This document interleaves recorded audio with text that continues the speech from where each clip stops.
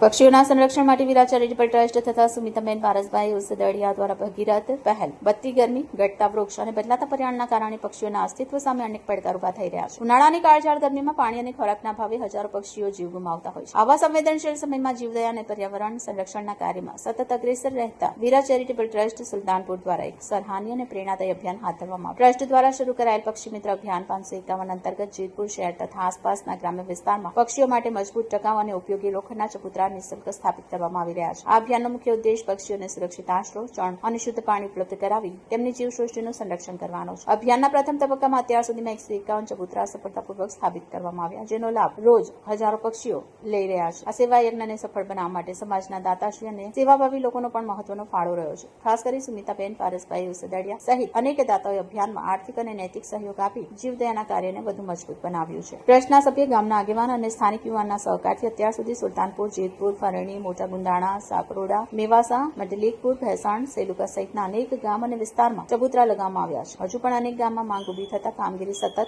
ચાલુ રાખવામાં આવી છે. પક્ષી બચાવો, પ્રકૃતિ બચાવો, પ્રકૃતિ બચાવો, જીવન બચાવોના સૂત્ર સાથે વિરા ચેરિટેબલ ટ્રસ્ટનું અભિયાન સમાજ માટે પ્રેરણારૂપ બની રહ્યું છે.